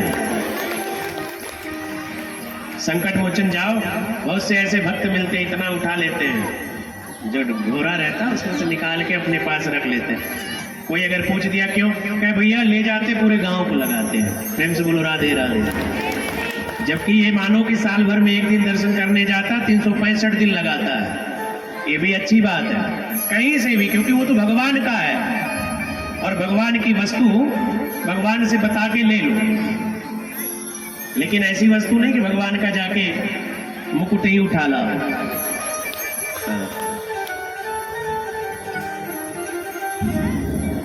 प्यारे, इस प्रकार से भगवान जैसे ही आगे बढ़े सुंदर राजा के रूप में दिखने लगे। और इधर कुल्हड़िया पीड़ हाथी, उसको 10,000 हाथियों का बल था। उस हाथी को मदिरा और पिलाया गया, क्योंकि मदिरा जो शराब होता है, जो सड़ाता रुलाता बर्बाद कर देता, वो शराब को इतना पिलाया गया कि उससे वो मनमस्त हो जाए। और उसको शराब पिला के आज भगवान कृष्ण को, बलराम को मारने के लिए तैयार किया जा रहा है। जैसे ही प्रथम प्रवेश किए प्यारे, वो हाथी ने दौड़ाया, भगवान ने अपने नेत्र से जैसे ही पशुपांग जाहा, जैसे ही अम्बष्ट मार्गम नौ देहापक्रम्य चित्रमं नोचेत संकुचम त्वाध्यानायामि यनसानन। जैसे ही कुल्हड़िया पीड़ हाथी ने देखा, ये छोटे छोटे बालक को देखा, दौड़ा, 10,000 हाथियों का बल, जिसको करोड़ों की संख्या में पिलवान लगे थे, उसको एक दिशा देने के लिए आज उस हाथी को छोड़ दिया। उसकी बेड़ियां तोड़ी कि कृष्ण और बलराम को मार दे। भगवान पे जैसे ही दौड़ा, भगवान ने अपने नेत्रों से देखा और उसके सूंड को पकड़ा।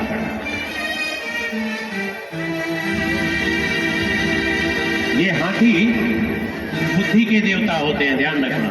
आप जरा विचार करो, हाथी की पूजा क्यों होती है? गणेश जी को जब गणेश जी का सर कटा तो हाथी का ही सर क्यों लगाया गया? क्योंकि ये जो हाथी है, ये अभिमान शून्य है। बोले महाराज कैसे? क्योंकि आप जब देखते हो कभी हाथी चलती है तो कुत्ते हजारों की संख्या में पूरे गांव के लपट के उसको भौंकते हैं, जबकि ना हाथी का कोई रिश्तेदारी होती है, ना उनके बराबरी का कुत्ता होता है, लेकिन वो भौंकता जाता है। लेकिन हाथी उस समय अपने किसी भी प्रक्रिया में जरा सा भी अपना एक सूंड भी, तो छोड़ो कान तक को भी नहीं ऐसे ऐसे हिलाता, वो मदमस्त होके चलता जाता है। ये ध्यान रखो। और जैसे ही जहां हाथी की पूजा होनी होती है प्यारे, जब वहां पहुंचता है तो उसको बढ़िया बढ़िया लड्डू, हाथी की पूजा, तिलक, माला, आरती लोग उतारते हैं और गांव वाले कुत्ते को मार के लोग भगा देते हैं। इसलिए जीवन में ये ध्यान रखना कि अगर आप किसी प्रतिशोधित व्यक्ति के बार बार उसका उत्तर प्रत्युत्तर देते हो तो कहीं ना कहीं आप में कमी है। अपने आप को हाथी जैसा बनाओ, आपको अपने आप को इतना बलवान बना लो कि ये जितने कुत्ते हैं इनको अपने आप भागना पड़ जाए। ये ध्यान रखो, ये जीवन में उतारो। वो कुल्हड़िया पीड़ हाथी जैसे ही बढ़ा, उसको भगवान ने जब नैनों से ताका तो उसको समझ में आ गया कि वो ये कोई और नहीं। जब मुझे पूरा परिवार, भगवान ने एक बार उसको घुमाया और एक बार जैसे ही धक्का मारी उसके मस्तक पे, उछड़ के, भगवान छोटे थे, 6 वर्ष के कन्हैया ने छोटे भगवान जैसे ही जाके धक्का मारी तो कोसों दूर जाके गिरा। एक ही धक्का में, एक ही मुक्का में उसको ज्ञान हो गया कि जब मैं ग्राह, मुझे उस जल में, जब मैं परिवार, मैं राजा था, वो हाथी को ज्ञान हो गया अपने पूर्व जन्म का कि मैं राजा था। और जब भगवान, जब मेरा परिवार, मेरा अभिमान जब तक मेरे साथ था तब तक मैं खींचता जा रहा था, माया में फंसता जा रहा था। लेकिन जब सबको छोड़ दिया और जब परमात्मा को अपना बना लिया तो परमात्मा ने मुझे उस मगरमच्छ यानी ग्राह से मुक्त कराया था। ये वही प्रभु है, कोई और नहीं है, कोई और नहीं है। भगवान के चरणों में जाके 10,000 हाथियों का जो बल लिया कुल्हड़िया पीड़ नतमस्तक हो गया। मानो कि अपने आप को शांत कर लिया। कंस को ये बात पता चला कि हाथी तो पगलाई गई, जबकि हाथी को ज्ञान हो गया, पगला नहीं गया, वो बैठ गया। भगवान के चरण के स्पर्श मात्र से उसको ज्ञान हो गया कि मैं ये क्या कर रहा हूं। जो जगत का पालन करने वाला है उसको मैं मारने का भी सोचा, उसी का वो प्रायश्चित करने हेतु बैठ गया। उसी के प्रायश्चित के लिए बैठ गया। इसको जानकर कंस के मन में आया कि अब क्या करें। तो मल्ला नामार्षिणम नंबरः स्त्रीणाम स्मरणो मूर्तिमाम गोपानाम स्वजनो सत्ताम क्षितिभुजाम शास्त्र पवित्रम शिशु।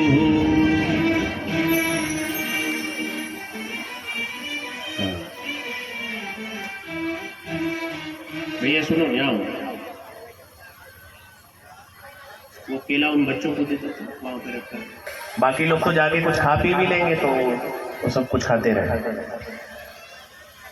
क्योंकि वो साक्षात हमने उनको देवता के रूप में बनाया है। आप लोग देवता के अंश हैं, अपने आप में भी धैर्य रखिए, समय आएगा तो आप लोगों को मिलेगा। प्रेम से बोलिए राधे राधे। जैसे ही मैं कहा कि वो सब देवता के रूप है तो एक कह रहा था सामने राक्षस ही बड़े विलक्षण यहाँ श्रोता है। प्रेम से बोलो राधे राधे।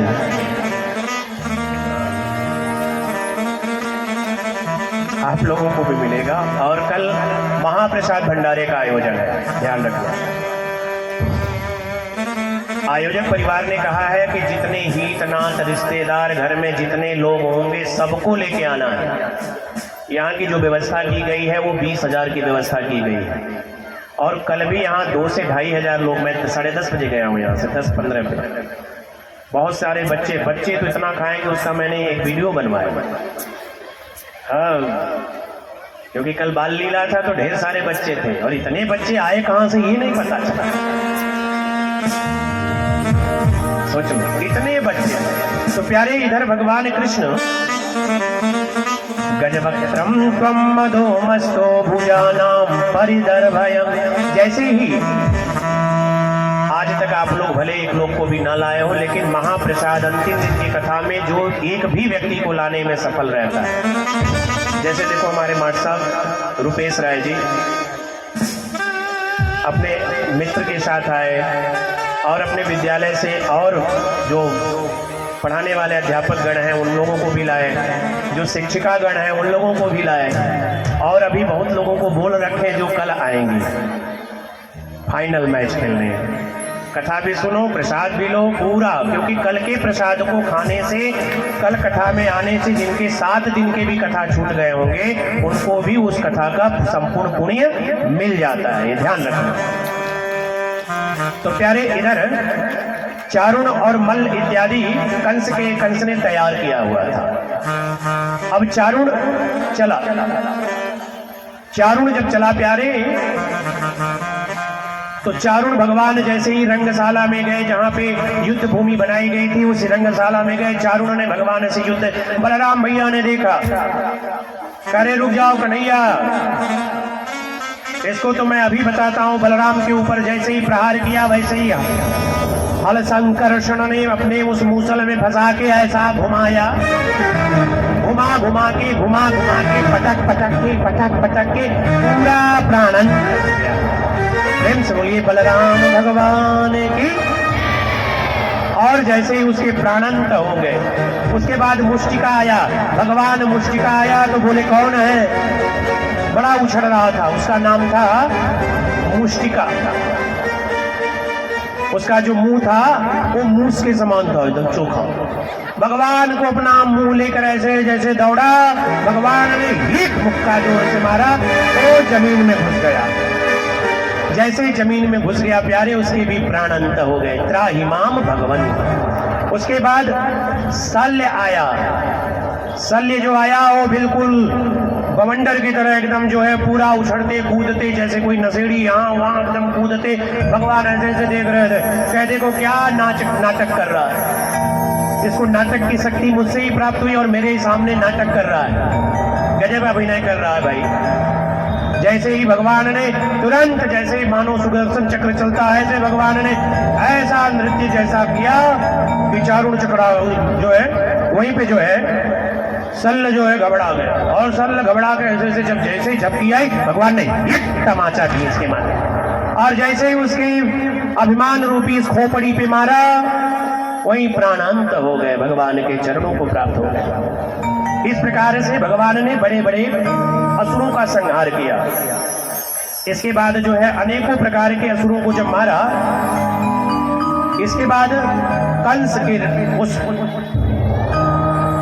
जो राजमहल था, उस महल के ऊपर जो कंस की गद्दी थी, कंस नीचे बैठा, उछल के जाके ऊपर वाले गद्दी पे बैठ गए। जब जो डर जाता है वो ऊपर वाले गद्दी पे जाके बैठ जाता है, ध्यान रख लेना। हाँ, जाके ऊपर बैठ गया। भगवान ने ऐसा दौड़ा और दौड़ के ऐसे ऊपर पहुंचे और ऊपर पहुंच के केस को पकड़ा कंस के। कंस मामा के केस को घुमाना प्रारंभ किया। उसके पास भी जैसे राम जी रावण को मारने के लिए राम जी ने धनुष पे जैसे सरचाप चढ़ाया, ऐसे कंस को भी वरदान रूपी शिव धनुष एक था, वही दधीची की एक हड्डी का धनुष रखा था। उसको भगवान ने जैसे वहां पहुंचे देखे धनुष के ऊपर वैसे बगल में बैठा छिपा के, भगवान ने उस जानते थे कि धनुष जब तक नहीं टूटेगा कंस नहीं मरेगा। भगवान ने जैसे ही धनुष उठाया और धनुष जैसे ही भंग हुआ, वैसे ही कंस का जो प्राण है वह छीर्ण होना चालू हो गया। प्यारे ध्यान रखना, भगवान ने उठाया और पटक पटक के कंस को जितना अभिमान था, इसलिए भगवान ने तुरंत नहीं मारा कि कंस को अपना पूरा अभिमान समाप्त हो जाए। ध्यान रखना, इस प्रकार से इतना युद्ध हुआ कि उस युद्ध से कंस के सारे शरीर के अकड़, पूरा प्राण दिखने लगा, मृत्यु एक एक पल दिखाई देने लगी। देखो, जो पापी होता है उसका प्रारंभ का बड़ा अच्छा होता है, ध्यान रखना। जो पापी होता है उसका प्रारंभ, मैंने एक कथा बताया था कि जो पापी होता है उसका प्रारब्ध बहुत अच्छा होता है, लेकिन मृत्यु उसकी बहुत कठिन हो जाती है। जैसे भगवान आज उसको दुर्दशा युक्त मृत्यु प्रदान कर रहे हैं। दुर्दशा क्या है? आदि व्याधि पीड़ा सब कुछ होने के बाद रोगी हो जाना, उसका इलाज संभव न हो पाना, ये सब क्या है? यही सब तो रोग है, यही सब तो भगवान के तारणा है। ये ध्यान रखना, ईश्वर सब देखता है। ईश्वर जिस प्रकार से 7 भगवान कृष्ण के भाई बहन मारे गए, परमात्मा शांत थे, 8वें में प्रकट हुए। चाहते तो पहले में प्रकट हो जाते, क्योंकि पापी को पाप करने देते हैं कि तुम 1 2 3 4 10 15 करो, जितना ज्यादा पाप करोगे उतना ही तुम्हारा अंत प्रबल बिगड़ेगा। ध्यान रखना, भगवान ने कंस के उन प्राण के अंतिम क्षण, मानो कि प्राण की भीख मांगता फिर रहा था कंस, भगवान ने उसको प्राणांत किया। भगवान के मारने के बाद कंस की 2 पत्नियां थी। जैसे ही कंस मर्दन भगवान की, ऐसा सब धीरे से बोल रहे हैं जैसे लग रहा है कंस इनके रिश्तेदार थे, मर गए तो बड़े दुखी हैं सब। प्रेम से बोलिए कंस मर्दन भगवान की। अरे इधर आसपास जितने कंस हो कम से कम वो दूर भाग जाएं, इतना तेज बोलना। प्रेम से बोलिए कंस मर्दन भगवान की। हाँ, ये कंस मर गया। आप हम सभी के अंदर जो कंस हैं उनको यही मार के जाना, ये ध्यान रखना। जय बोलने से वो निकल गया है, यहां से जाना तो उसको अंदर मत डाल लेना। कंस का जो रूप है कैसा था? अभिमानी, अधिक क्रोधी, परमात्मा के प्रति द्वेष, सत्य का मार्ग न प्रशस्त करने वाला। कंस को जब मारा भगवान ने, तो ये आप सभी को ज्ञान था कि कंस के पास सब कुछ था। जिस प्रकार से कि रावण के पास भी 100 लख पूत 1.25 लाख नाती, तो रावण घर दिया न बाती, वैसे कंस के पास भी सब समाप्त हो गया। उसकी 2 पत्नियां थी, अस्थि और प्राप्ति। ये 2 पत्नियां अपने पिता के पास चली गई, प्यारे ध्यान रखना, और ये पिता के घर वापस चली गई। और यहाँ पे यत्कृत्यान भयो नित्यम मनुजस्यान कृतो भवाम देवयोगम यथा कृत देवयोगन कृतो जनः। जब ये पत्नियां पिता के घर चली गई, जरासंध मगध का राजा उसके यहाँ चली गई, और इधर भगवान आज अपने माता पिता को जो कंस ने बंद किया था जेल खाने में, उस जेल खाने से मुक्त कराया और जाकर जेल खाने से निकाला। और निकालने के बाद मां ने जो 1.25 लाख गौ का दान करने का संकल्प था, उसको तुरंत भगवान ने पूर्ण किया। गौदान कैसे किया कि गौ के ऊपर सोने का सिंग, पैर चांदी का, रजत चवर, पूरा एकदम सुंदर सुडोल गैया मैया को सजाकर जितने भी विप्र धेनुसुर सरहरी, जितने भी विप्र देवता थे, ब्राह्मण थे, गौपालक थे, सभी को दान दिया। दान देकर माता पिता को जेल खाने से मुक्त कराया। जैसे लेकिन माता पिता समझ गए कि नहीं,